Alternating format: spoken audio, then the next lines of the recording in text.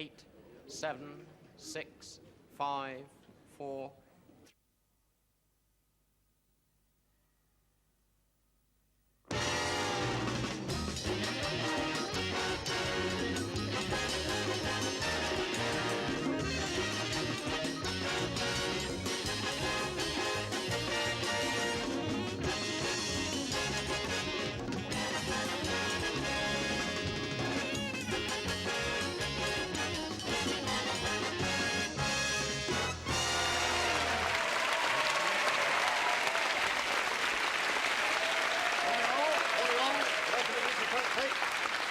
Today, very well. Let's have a look and see what we have here. Oh, we have got young ladies returned from subtropic parts. We have got young ladies from the States over there. We've got, goodness gracious, rally drivers. Oh, we've got it all tonight, dear friends. We've got it all tonight. So welcome indeed to Clunk Click, like we said. And for those of you that didn't happen to watch Nationwide through the week, here we were, that's me, as it happens, trying to run from the west coast to the east coast, pursued by our Nationwide friends, you see. So just to remind you, this is actually the suffering that Clunk Click has to go through to earn a few quid and have a good time into the bargain. Well, you see this tea's a bit hot. Hot? And yes, a bit hot. And I haven't got the puff left to blow it cool. So when I say 3, will you all go 1, 2, 3. Marvellous, marvellous. Let me try it now. Oh, different class. Lovely and cool. Got to get them working for us, you see, if they come all this way. They've got more puff than me. Ho, ho, ho, ho.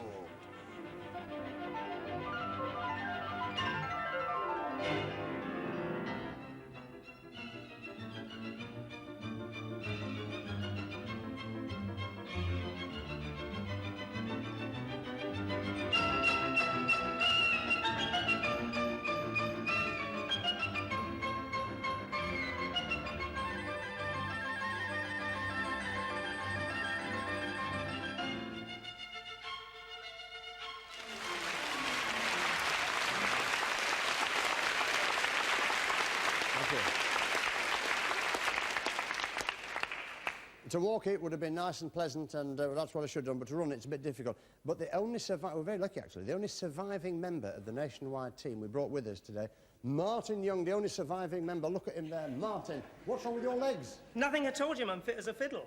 Ready to go again. You look like a fiddle with them legs on there. Bless us and save us. Shall we do it going the other way? Definitely, right now. Everybody told me you were going the other way before that, so that'll do then. Thank you. Have a nice time. Don't eat that young lady next to you. I wouldn't touch her, not lay a finger, and I can't like this. Give my regards to the rest of the team, all right? I will do. Super, super, super. Also just back off a long trip from Australia, New Zealand and Japan as well, one and only Slade.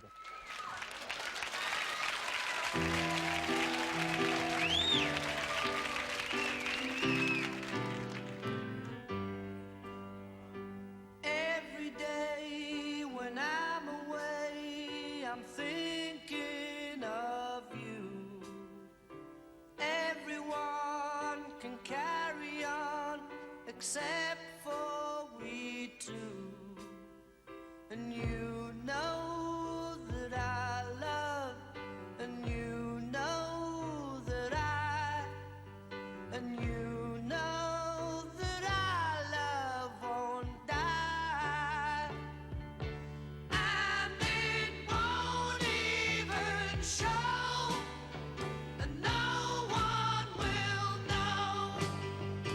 One little wave to say you'll be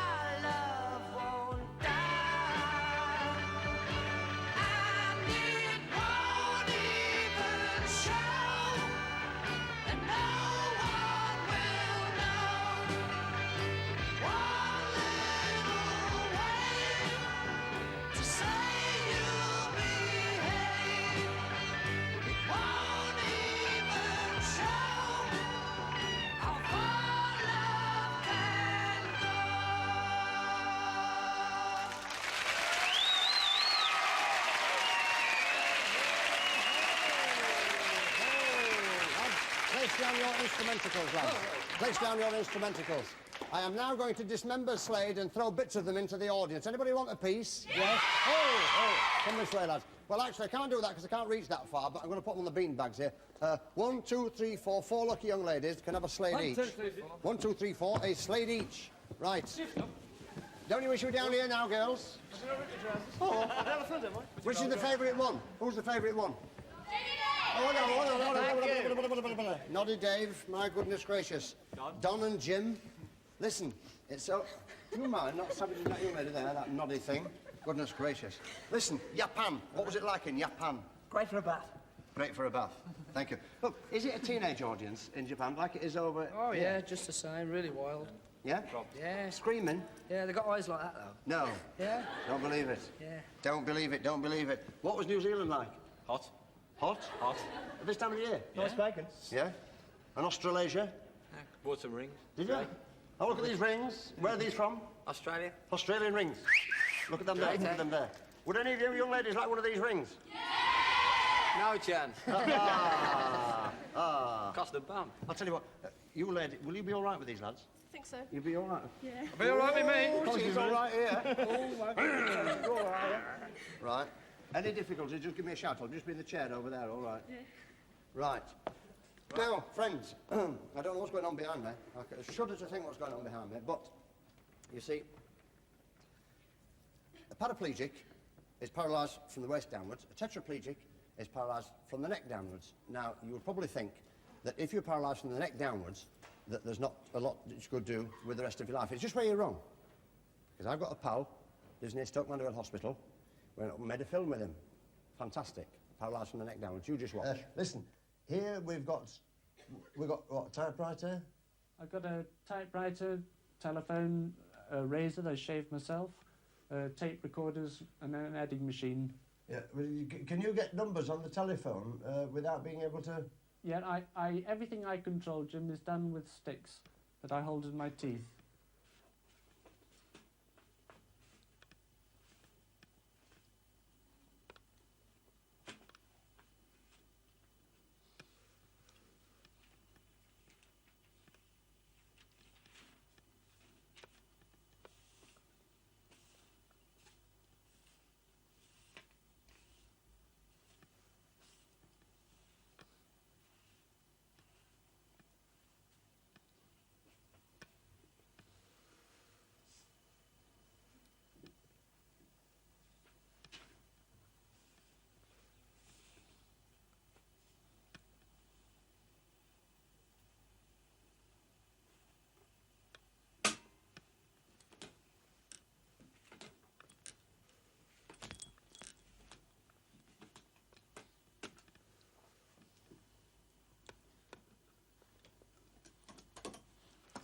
Shall I tell you what I'd like you to type? Mm-hmm. I'll tell you what I'd like you to type, you see. As you say, I'll wait till I get it all sorted out like that. Very good. Can you type, Dear Jimmy, for a start? Oh, the artistry.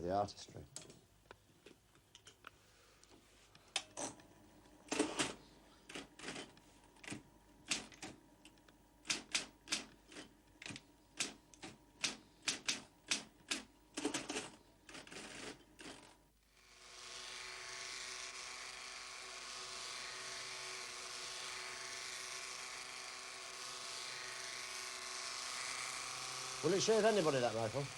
Yeah, I shave myself every day.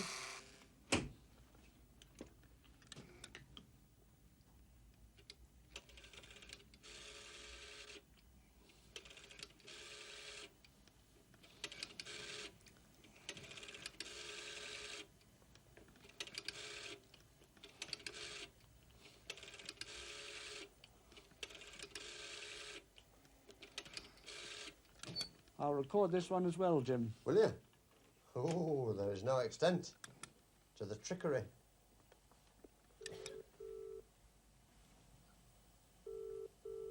Just how looks is not at home. I hope she is. It's ringing. Hurry up, Mum. Hello, Wynne. It's Michael. You are now on television. Ooh. We're here with Jimmy Savile filming for the Click programme. Would you like to say hello to him? Just a second. There's my mother.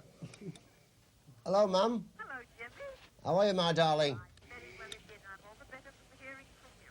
Listen, you've got a bit of a fine lad here, haven't you? Isn't he a beauty? Well, as it happens, I have second thoughts about coming to see him now, you see, because he's that clever, he's giving me no chance at all, and he's putting me out of business. Oh, Jimmy. I think that would be rather hard to do. Oh, no, it'd be easy to do. And he's just typed in his machine he wants Pan's people for next Christmas. But I've just had a word with Elizabeth. Who said, Jimmy? Yeah, and I can't tell you what she said. What did you say? Not going to tell you. Listen, we have to go now. Lovely to talk to you. Thank you very much. Here he comes back again. Right. You're in business. Lovely. Cheerio then, Wynne. Hello, my love. Bye-bye for now then. Take care. Bye. Oh, that roller on that phone. You know, I mean, typewriters and shaving machines, telephones, and now an adding machine.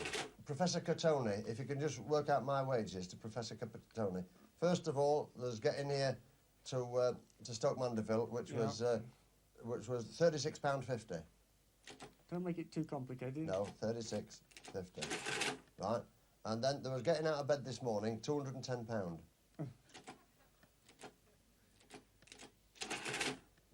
And then there was getting from the hospital here, which is a distance of about 600 yards, that's £8. And there's £10 for the day's filming. And I'll do the rest of the work for nothing, you see. What does that total up? 5,216. Is this your own invention, this? Yeah, this is entirely my own, Jim. To switch two things at once, I devised this lever mechanism which holds the button down. Yeah. Then I switch the record on. Oh, that switches two things on at once? That's right. Yeah, that's super, that. We're now recording. We're making a recording. First time in history, 3 voices, unless the cat wants to join in, with Michael, myself and Dr. Bottle. And we shall give you a rendition of the Bonnie Bonnie Banks of Loch Lomond. Any time from the off. I hope. La la la, body praise, and the sun shines bright, and Loch Lomond,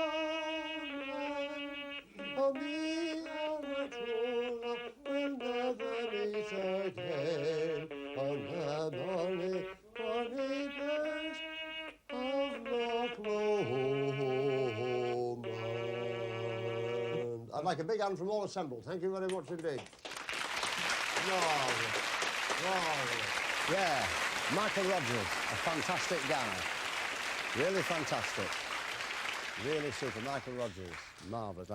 In this country, dear friends, we have something which no other country has, and that is a minister for the disabled, and we've got him with us tonight, and how about that? Yes, Alfred Morris MP. How are you, dear friend?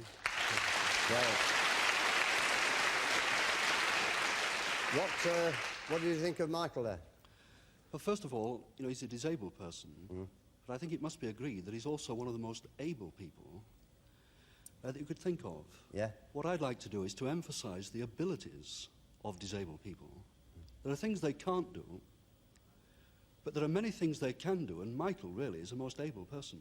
He's like an example, isn't he? I'd say an inspiration. Yeah, really, inspiration. to people, yes. What do you hope to do with your job? Because we've never had a minister for the disabled before, have we? What do you hope to do with it?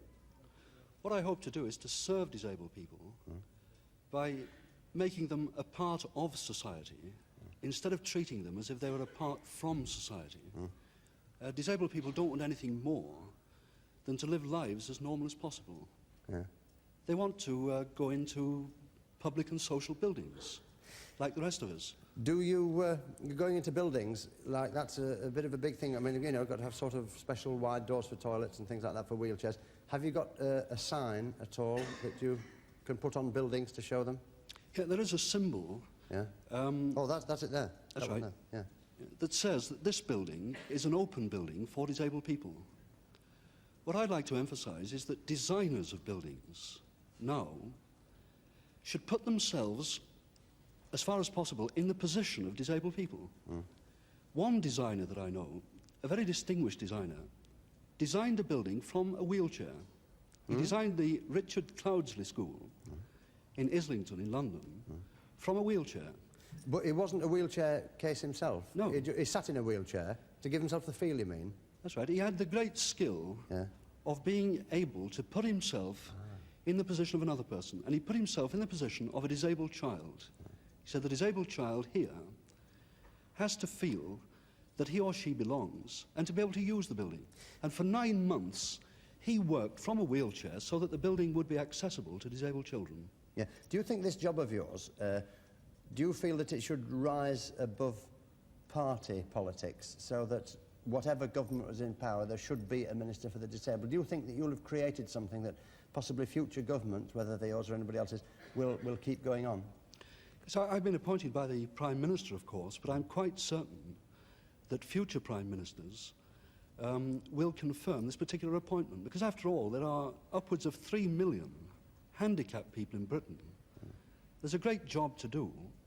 There isn't very much party controversy, nor should there be any party controversy, because what we are trying to do is to normalise and dignify the lives of disabled people. I see you're wearing one of our Stoke Mandeville ties there. Do you get up there a lot? Yes, I go quite often, and I gave the prizes last year to those who took part in the paraplegic games. And you know, I'm very proud to have had this tie presented. Fantastic sight, those para games. Yes. They don't get half the publicity they should. When I saw your appointment, I thought that was marvellous. I thought, at last, here's a Minister for the Disabled that can really, with ministerial powers, actually get things done. I mean, everybody was sort of on your side to start with, you see. I don't suppose you've come up against any snags at all, have you? There are snags. You know, it's very difficult, really, to become a minister for the first time. Oh, sure. But I must say that I'm working now with people who are a tremendous help to me. And, you know, while there are teething problems to begin with, and we can't do everything at once, at least our attitude, I would say, is right. Because we're determined to make the best possible job we can of the, you know, challenge that's been given to us. Yeah, because you will agree with me possibly that the spirit of people that live in chairs is, I mean, it really puts mobile people like you and me almost to shame, doesn't it? I mean, they've got like 25 times as much fight as we've got, because they when they get in the chair, they seem to sort of relive again, and they get up to all sorts of strokes. There's nothing they can't do, really.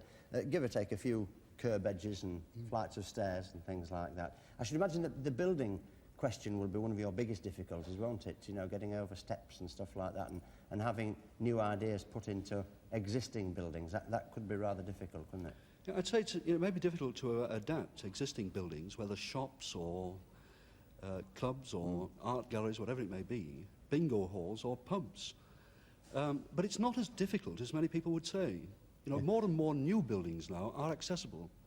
I've found one or two buildings, because I team around a lot with guys and gals in chairs, a lot of buildings and a lot of fire people, for instance, very concerned over the safety of wheelchair cases.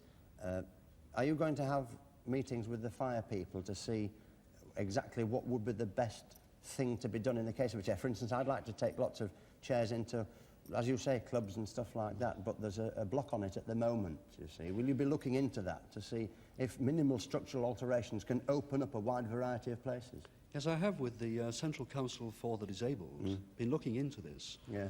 Especially, you know, for young people who want to be with other young people. They don't want to be a separate species. Yeah. Oh, and the fire problem is a problem. Some people think that we want better means of exit, you know, of egress rather than access. And certainly this is a thing that I'm very, very much interested in. Where do you come from? Manchester. Manchester. Yeah, listen, dear friends in the audience and beanbags, we would like to wish our good friend here, the Minister, all the best in what is a very tough job. I think if you give him a big hand just now, all the best. All the best.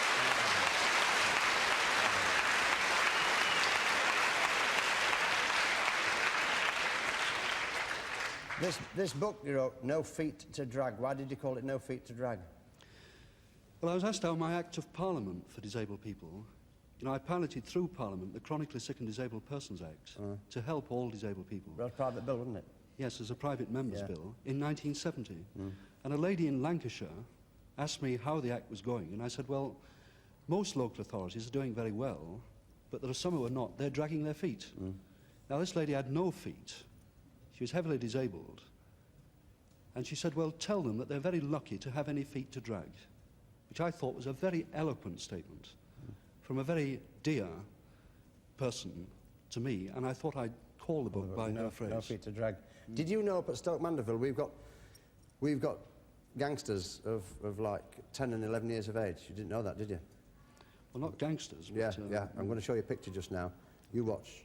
2 gangsters I found up there. Stephen and Dennis, they are them gangsters I was telling you about. And this here one here is that Stephen. How old are you, Steve?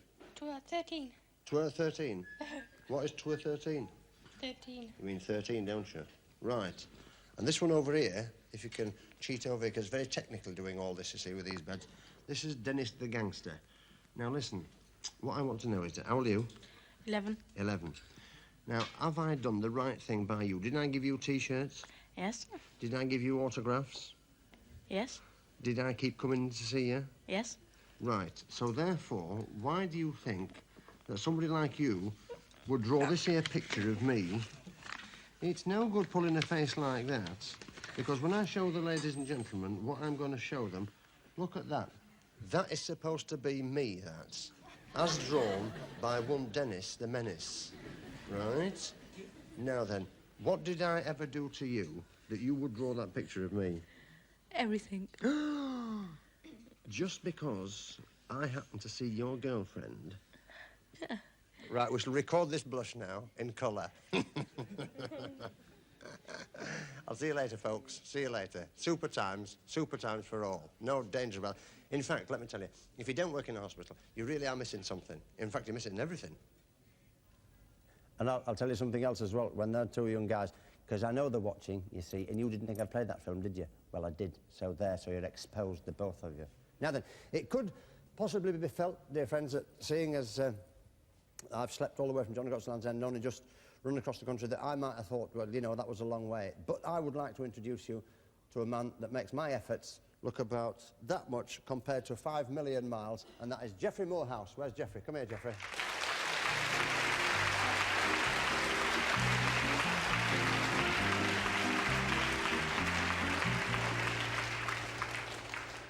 You're a terrible exaggerator. I'm not a terrible exaggerator at all, because what you did knocks all my gear into a cocked hat, because you see, this gentleman actually walked and becamelled himself, I should say, right across a continent practically. How many miles altogether? It was 2,000 when I'd finished. 2,000 miles. The conditions, let me describe the conditions. Temperature during the day sometimes? I think probably the top temperature when I was around was about 120 degrees. 120 degrees? And how did it go at night? What was the temperature at Oh, night? it could be below freezing. So you really put your body through it, because you boil in 1 minute and... Yeah, it's one of these inexplicable things about the desert. It always goes very, very cold at night. Did you intend to cross the Sahara on a camel all the way? Yes, I mean, what I was basically trying to do was to get from the Atlantic to the Nile, which hasn't been done before that way. It's been done once by some Belgians in motor trucks, but no one still has ridden across. Because you've got people at it now. Oh, they're all at it now. Oh, they'll be all looking for the maps now. The Nile to the Atlantic, they'll be going. I don't advise it. Yeah, you wouldn't advise it? No. Why? It's hard work. And it can be a bit dicey. How many miles, roughly, did you have to actually walk when your camels died and things? Well, I walked the first 120, 130, 140 miles, something like really? this. In that temperature? Yeah. Oh, what did you wear on your head? Oh, I had a headcloth. Like a Bedouin Yes, headcloth? you know, I mean, I wore the clothes that they wear in the desert because they're the things that have evolved from the environment. I mean, if you and I went into the desert and wore these things, I mean, A, we'd be so uncomfortable it wouldn't be true, and B, the moment you try to climb onto a camel in jeans or trousers, they just split. I see. The mind boggles. Yes. So the backside boggles too. I think it does. Listen, how many camels did you wear out? Well, I had 6 altogether. I was basically travelling with 2 at a time. And of the 6, 3 died. I see. And this book that it's like a book show tonight, isn't it? We've got all sorts of books here, as it happens. It says here, The Fearful Void. I don't know if you can catch it. It's a bit of a shiny cover, actually. Turn it around there. It's a bit of a shiny... The Fearful Void. Now, this... When you get back here into climates like, you know, good old Britain, do you ever wish you were back there with all the heat and the sand and the... No, Jimmy, because it's all a bit too much. You know, there are lots of things about the desert which are beautiful, which are attractive. I mean, when we're sitting here in foggy Shepherd's Bush, you think it would be beautiful to be in sort of heat conditions like this, but it does drain you so much, and you dehydrate, and this is very dangerous. Yeah, yeah. When, listen, what I've got to try and do, you see, I don't know if all your good friends at home know how far it is across where he's gone. So we'll put, there you go, on the screen now. That's Africa there. Now, just look, I think we've got a bit of Great Britain coming up there. Now, you see what I mean? The bits that I've done is like nothing. The bits, look, he's gone right across there. That's Spain in the top left-hand corner. Spain? Yeah, but that's only the bit that's hanging down. I'm talking about the big bulgy bit there. Oh, yeah. That's where you went, pal. Yep. And that is a long way in those temperatures. Ooh, Ranach Moor was never that hot, I'll tell you. So when you've come back and you've written this book, are you going to, you know, do anything else? Has it whetted your appetite, or have you had enough? No, Jim, because I mean, I wasn't primarily trying to get to the Nile. I mean, basically, I was trying to find out various things about fear. Yeah. Because... Fear? Yeah. Why? Were you afraid? Of course I was afraid. What of? Basically, we're all afraid of the same things. Did you cure the fear? I got through the fear and I survived, which is all that matters. Yeah? You want a cup of tea? Not right now. But if you could have arranged an airdrop this time last year, I would have said thank you very much. You made me very thirsty. Whilst I'm just having a drop of tea, you made me very thirsty, all this. You've got some super pictures in this book. We've got some slides to show you. Let's see. Where's that? That's slogging across central Mauritania, going due south. Next.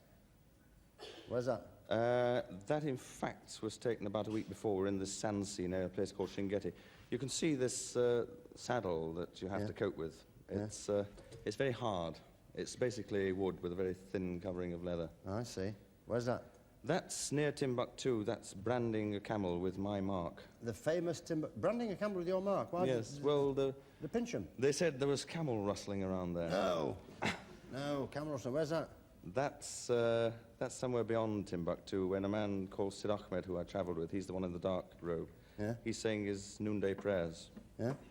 Oh, bless my soul. With a nomad. Where's that? Well, now, that is leaving behind one of the camels that died. Ah.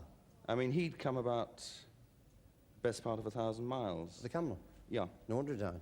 And they just go down with a thump, and that's that. Is that one there? Well, that one's been dead several years. Has it's it? mummified. Oh, I see. That wasn't one of mine. No?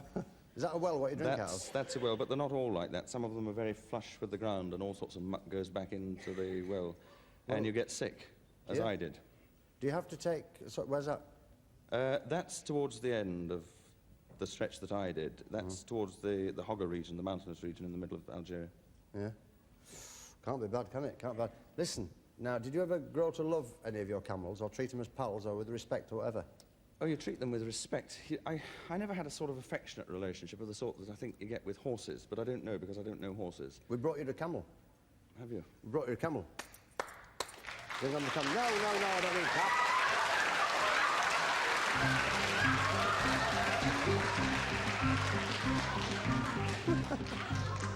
Here. Jimmy. Only one thing wrong with that camel. It's got the hump. Listen. No, the thing wrong with it, Jimmy, is it's got 2 humps. It's got 2 humps? It's not the sort that you get in the Sahara. No? That's a Bactrian camel, of the kind you get them in Asia. But in the Sahara and in Arabia, you get the dromedary, the single-hump camel. Yeah? Can that camel say anything, Master? No? Doesn't it go or anything? It does occasionally. Hello. Does anybody ride it at your zoo? Well, she can be ridden, but... Where do they sit? The mind boggles where they sit. Between the humps. They sit on the neck or in between the humps? Well, you can put one between the humps and one on the neck. One between the humps and one on the neck. Does he have to have a saddle on it? Oh, you can ride it bareback. Can you ride it bareback? Anybody on the beanbag fancy having a bareback ride just now? On that couple? No, I bet one of them Slade there can get up there. Yeah, all them Slade. You don't fancy chances, not do you, up on that camel? Am I insured on the show? Are you insured? I don't know. We'll cool it, I think. We'll cool it. Right, that's very good. Applaud my friend the camel off, because he's going off now. Yes. Thank you.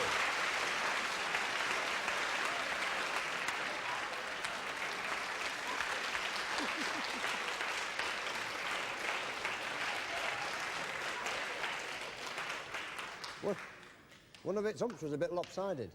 They get that way when they're healthy, actually. When they're healthy? Yeah, because the hump, you see, it's full of fat. Yeah. And the bigger and firmer the hump, the healthier the beast. Yeah. I mean, none of my camels had any humps that size. Right, now then, after your incredible journey, and it really was an incredible journey, believe me, he tries to play it down, but it was an incredible journey, we are going to give him, and everybody, a bit of culture just now. Fantastic culture in the shape of Mr. Wayne Marshall. Thank you, thank you.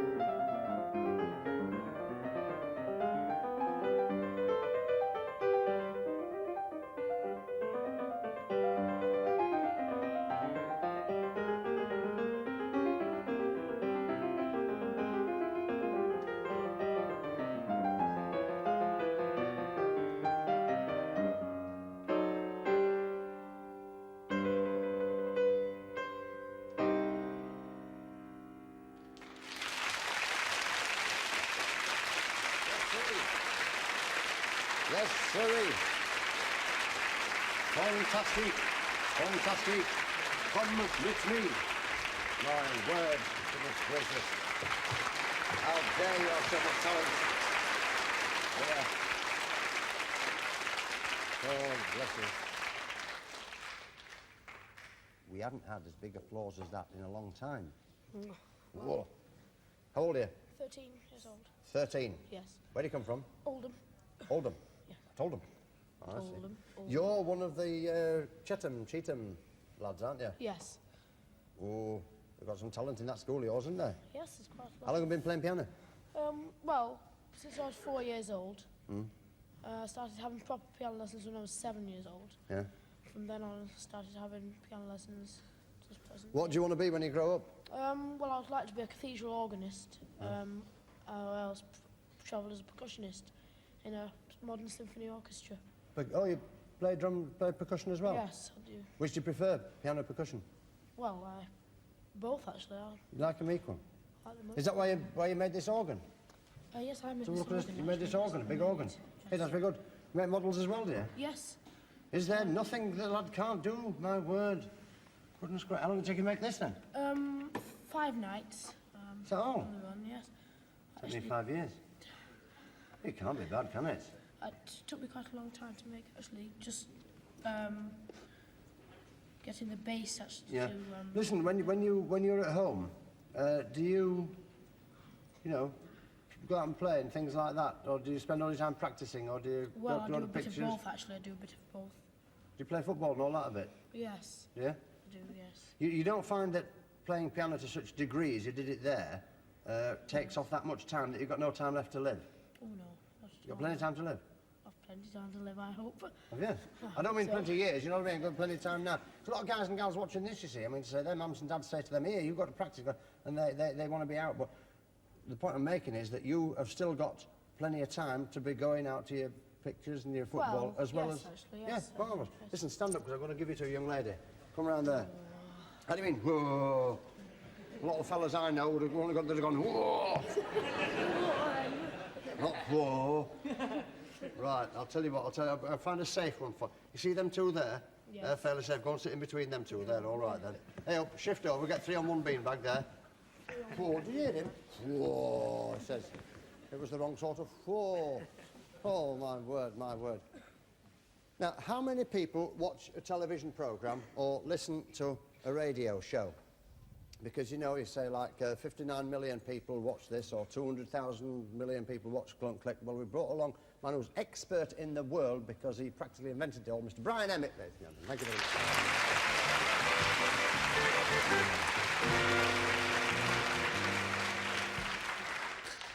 Brian, how do you know how many millions of people watch, we'll say, this particular show?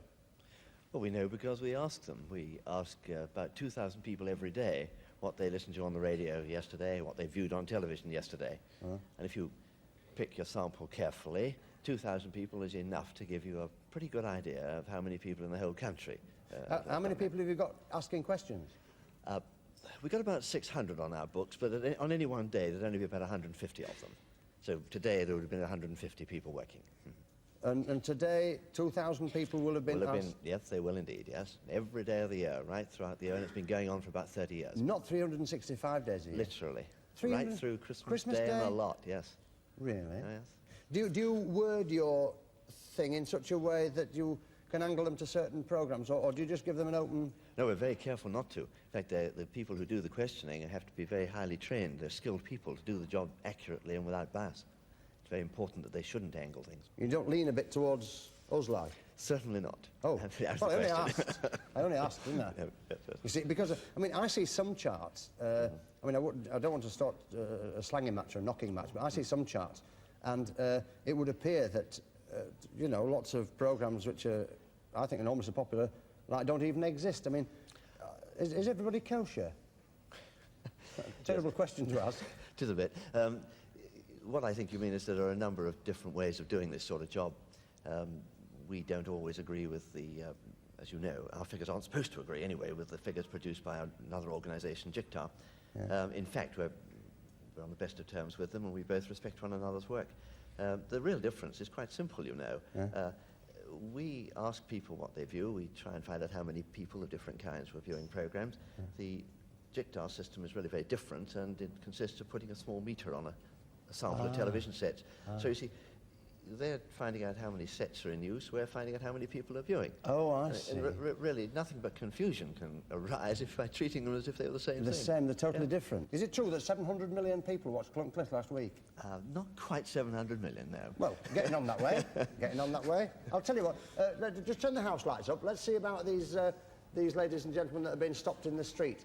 I'll tell you what I'll do, dear friend. If anybody ever been stopped in the street and asked about if you watch television, stick your hand in the air.